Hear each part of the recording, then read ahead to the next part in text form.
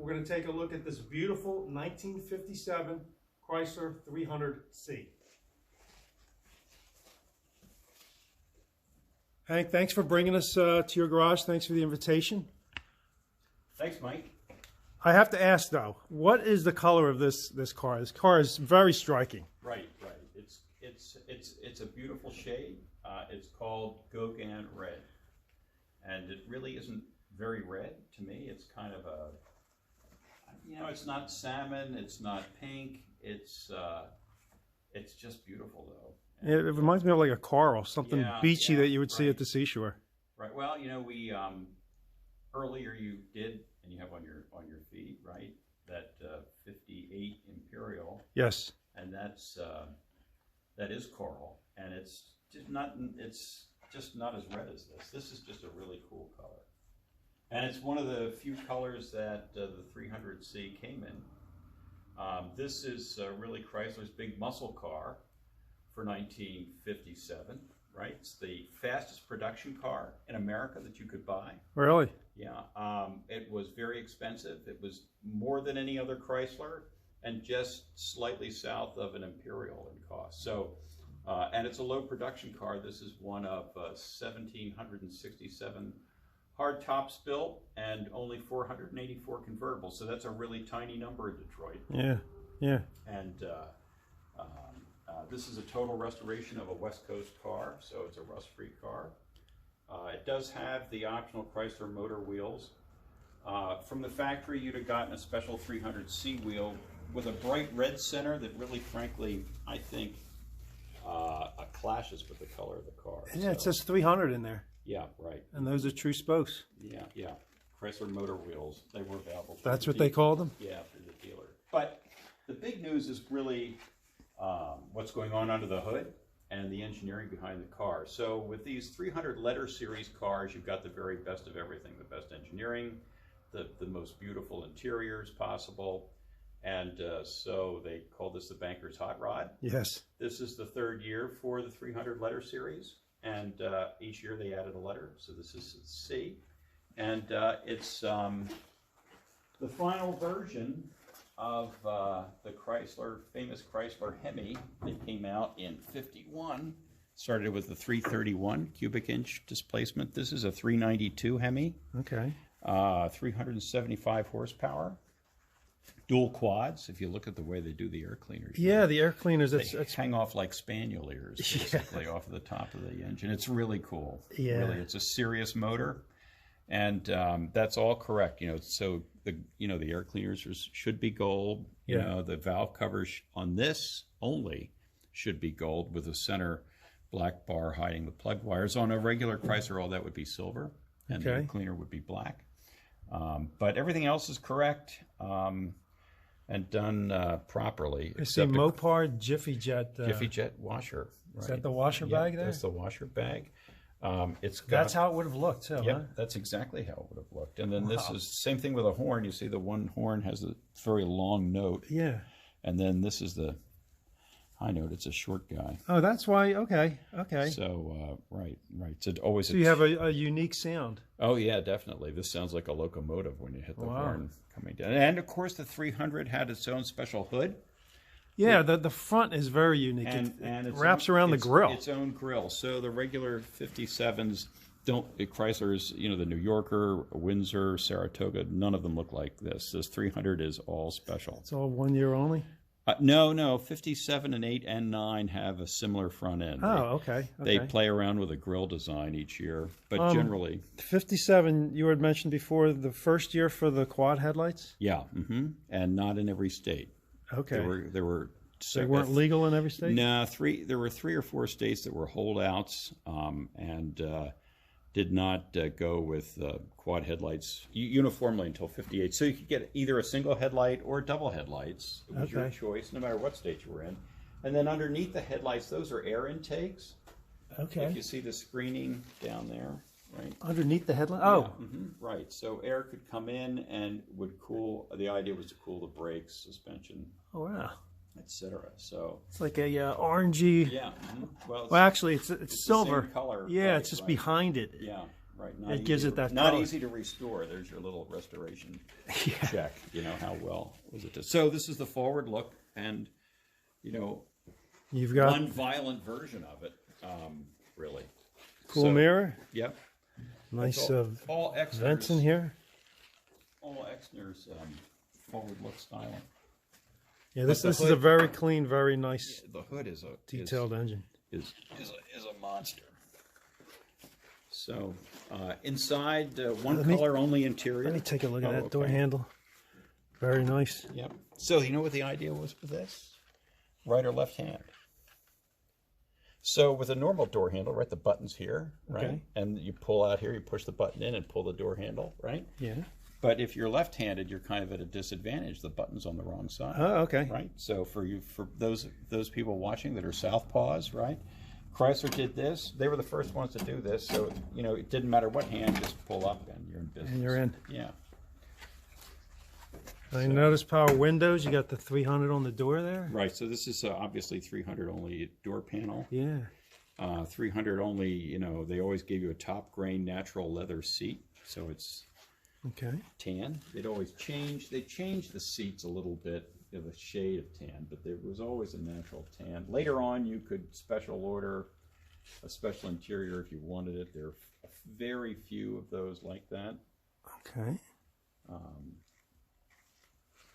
And of course, you know, with Chrysler full instrumentation, they were always known for that. Yeah. They're not I like an the gauges. idiot-light company, right? So you always got an amp meter. You got push button over here. Yep, typewriter drive. Typewriter drive. Yeah. Brake release. Yeah, that's Is that what that is? Right, because you know there's no park Yeah. on these. You've Brake got to release.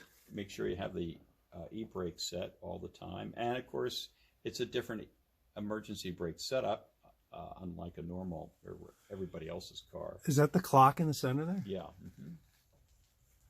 In DeSoto, in the same year, they put the clock in the center of the steering wheel. Okay. So for those of you who have vision issues, the clock was up close and personal. What is that switch, that lever on the bottom under the radio there? That's the temperature. Oh, okay. Cold, warm, whatever you want to set the interior temperature at. And that says Chrysler, I guess? Yeah. Kind of stretching over. Yep. Well, they're big inside. I'm leaning on your seats, and your seats are really soft. Big and roomy. These are very soft, very well cared for seats. Back seat's very nice. We have to feed the leather just like your kids. Yeah. Well, they feel like they're treated. They're very, Yeah, do you know what they're treated with? I have no idea. Do you know what I use on the leather seats? What do you use? You're going to laugh. Okay, peanut butter or something crazy? Ivory soap. Ivory soap. Ivory soap, and I got that from so for everybody listening, right? I got that tip from the curator of the AACA Museum, who got it directly from a man who worked for the Fleetwood division of Cadillac, just on the leather upholstery. Okay. And he said, just use only ivory soap. I don't know what's in it. So I thought he was crazy. And he had the most magnificent red leather seats in a 73 Cadillac DeVille.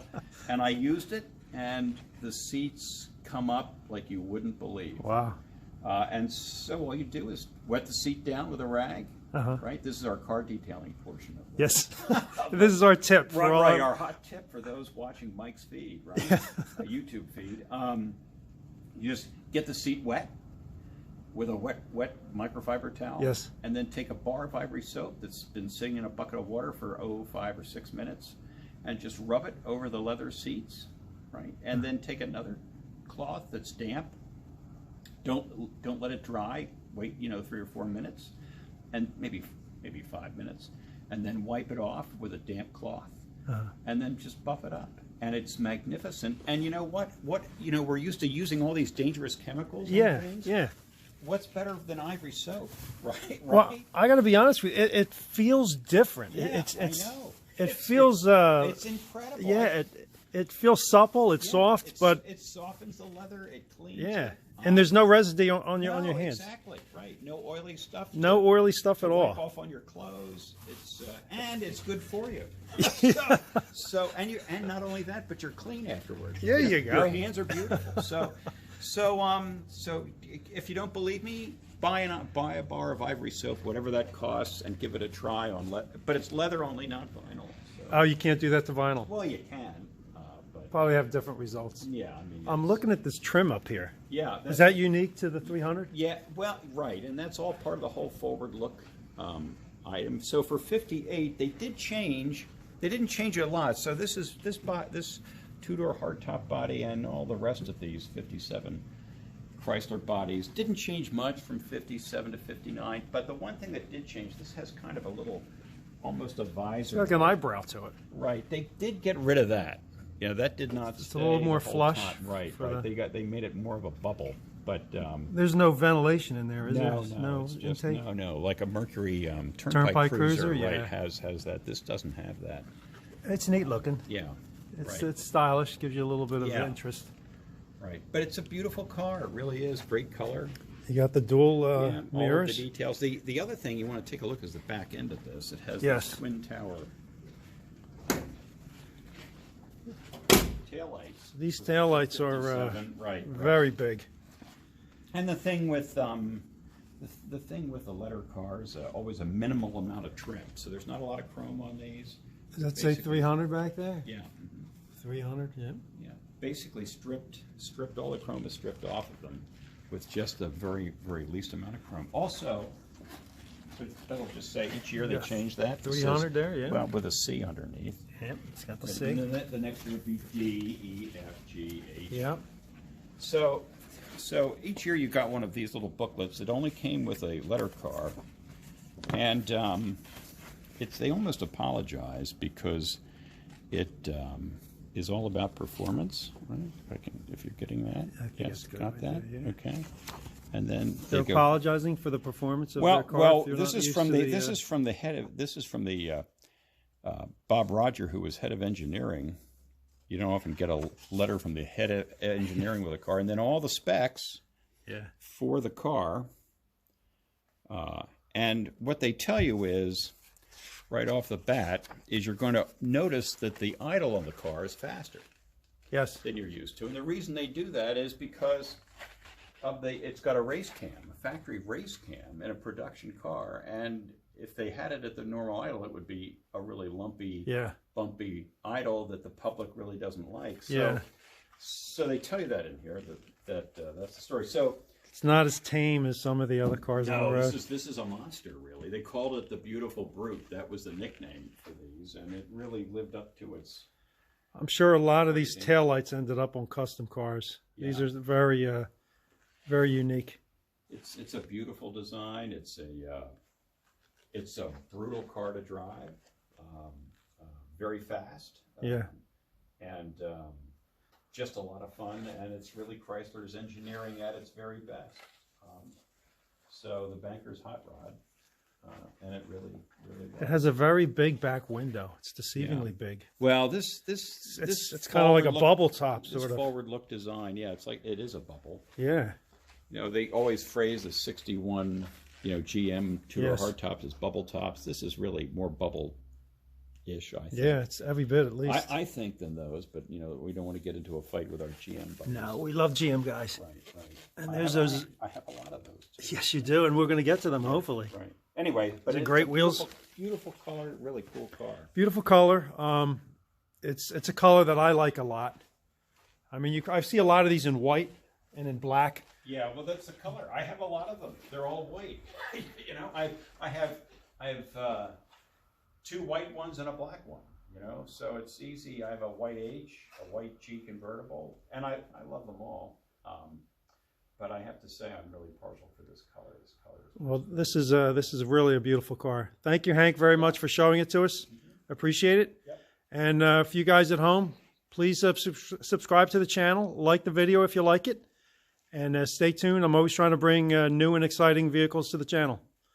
Thank you, Hank.